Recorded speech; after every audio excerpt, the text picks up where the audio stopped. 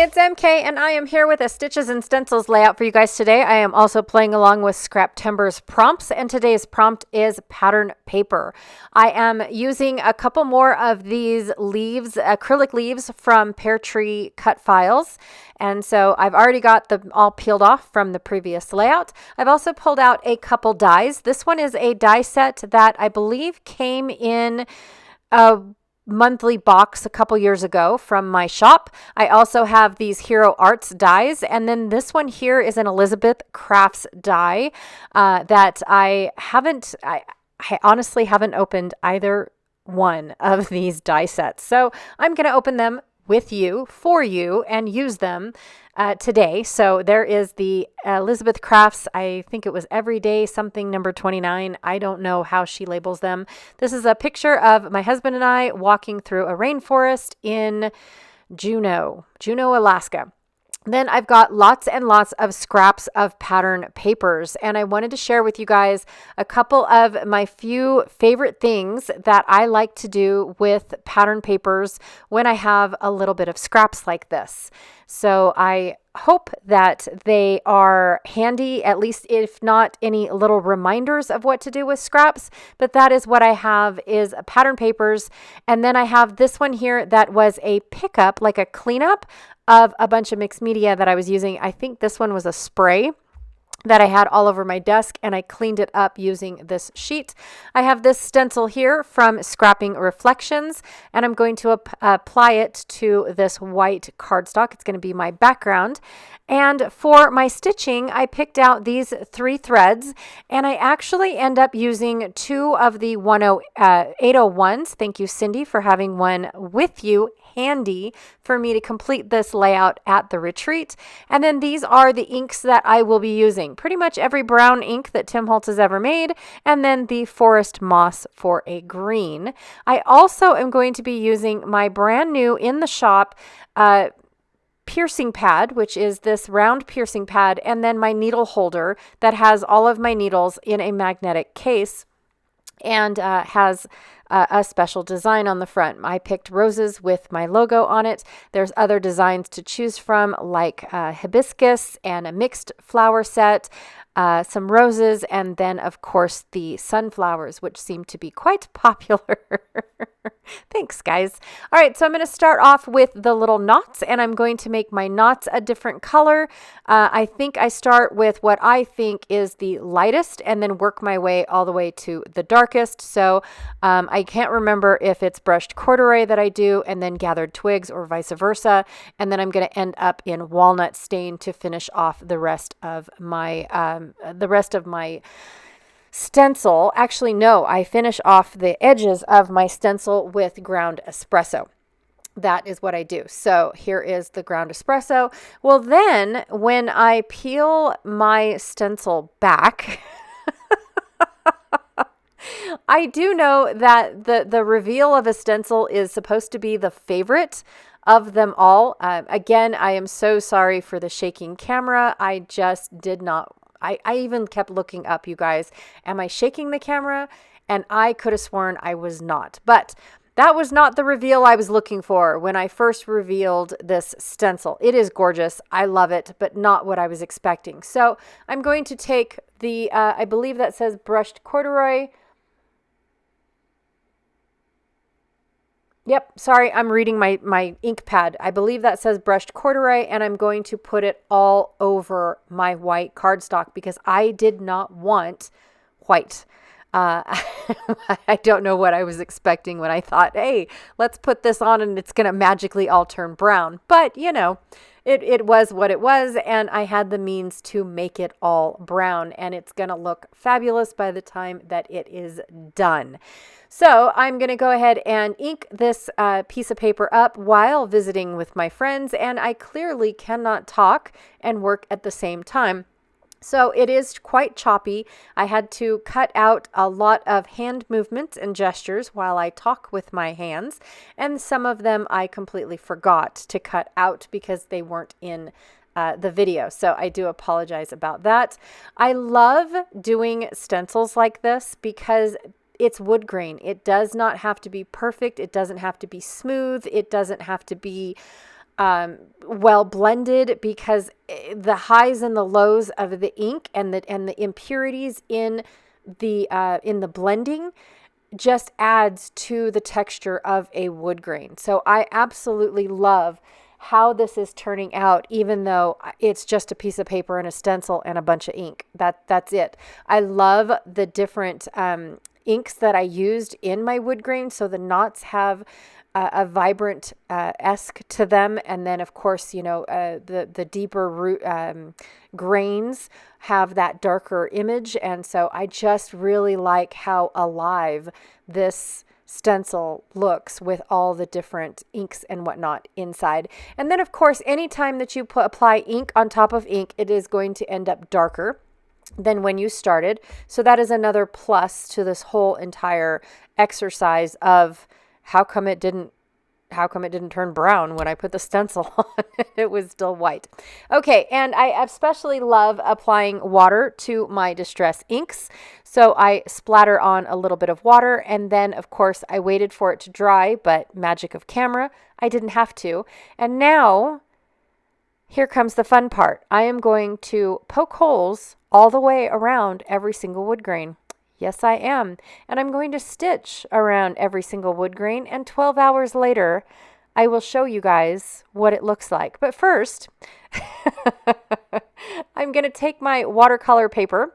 I'm going to rub the forest moss on top, and then I'm going to blend it all in. So with that forest moss, when I rub it on first, it's going to give me these highs and lows again from the impurities in the paper. Now this is watercolor paper, so it does have a texture to it, but as I blend it in, that texture kind of blends out and in, and it creates this amazing effect and gives me a unique pattern paper that I created myself for using on dies. And that is one of the things I love to do with pattern papers and small scraps of pattern papers and dies, is to use them with my dies and create like what I'm going to do here is just a bunch of leaves that have a lot of variation in them. So it's not going to be all one solid leaf and then I have to turn around and ink it, because honestly, this paper does all the work for me, as well as the other little scraps that I had, the green scraps that I had from 49 and Market.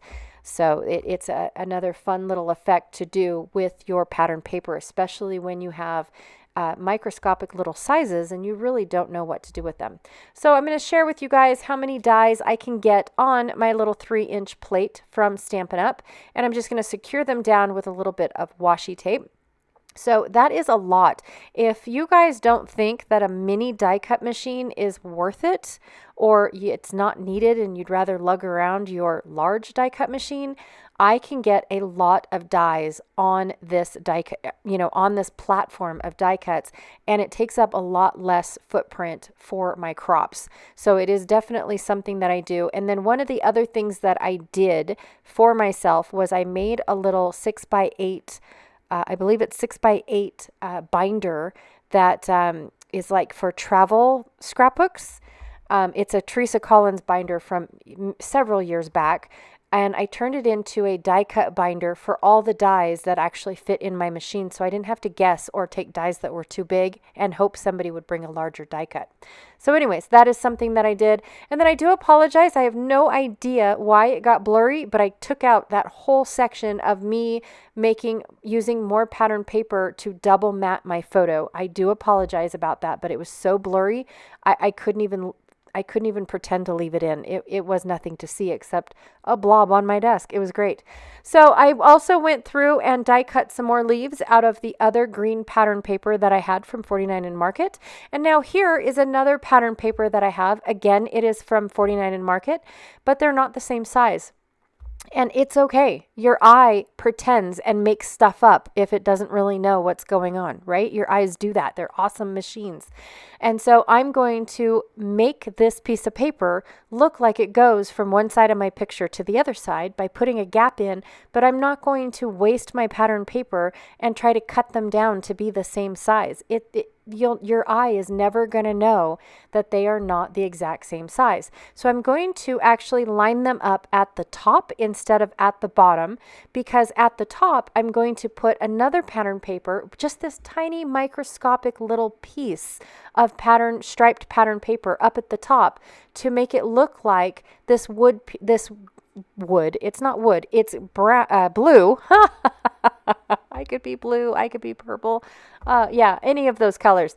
I'm going to put it across so that way it gives the illusion that my two blue pieces are one big blue piece, but yet down at the bottom, they don't match at all. But I have another green striped piece going across that, again, takes your eye away from the fact that they are not the same. I also have a little pattern here that is from a branding strip that I'm going to just randomly put as a tab on top of my page. There's no reason for it whatsoever, just because of the fact that I wanted to add another pattern up at the top. I also have a cardstock piece that is a main base piece for what I've got going on at the bottom of my layout. Again, just to distract the eye from the fact that my blue piece is not the same size. It's okay. My eye will make it up and pretend like it knows what it's doing. But I'm also going to cover it up in another way that helps with my embellishments. So not a lot of embellishments are needed because I also didn't want to cover up a lot of this stitching. Now, if I knew in foresight exactly where all these pattern papers are going to go, I probably would not have stitched all of that knot behind my blue paper. But I didn't know what I was going to do as of yet, what I was going to do. So all I had planned was, okay, I want my picture to go right here because we are walking into the right. So I wanted my picture on the left somewhere, and I chose the bottom left. So that way I had plenty of space to show off this gorgeous wood grain. And look at how cartoony and how poppy it looks with all these stitched lines. It was a very easy stitch. I just did a simple little back stitch, but I did it around all of the stitching or all of the stenciling. And I absolutely love it. I wouldn't change it for the world, and I definitely would not ever do it again. No, actually, when I was done, my brain was thinking, what other stencils do I have that would look really good stitched around it? Because honestly, I love how this looks. I love the design of it, and it just makes my heart happy to do all of this stitching. It really was super fun. I wouldn't recommend doing it at a retreat, but again, it was fun. And honestly, if I didn't do it at the retreat, I probably wouldn't be able to do it with as often as I am paused in life with life, right? So yes, a retreat was probably my best bet to do this type of project in. Okay, so I'm going to finish off my bottom cluster with this adorable, super cute flare that we got in one of the advent calendars, I want to say in 2023. And I can't believe how little of that advent calendar I actually used, you guys. I'm ashamed to say how little I used. But don't forget, there's another advent calendar coming soon for 2025. It will go on sale sometime in November, but don't worry. Hopefully, if you're in the States, it will get to you before December 1st. Outside, you guys, I have no control. I don't know how long it takes to get out of the country. So I do apologize about that, but they will go on sale sometime in November. And again, don't forget to check out the links that I have down below. I have a playlist for Stitches and Stencils, as well as a playlist for Scraptember and a Facebook link for Scraptember as well. So don't forget to go check those out. And I loved sharing with you guys my plays on paper and pattern paper and all the fun things and making my own pattern paper. And it's just super fun.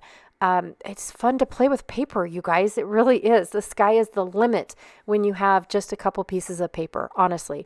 All right. Again, thank you so much for hanging out with me today. I really, truly appreciate it. And I will check you guys all later.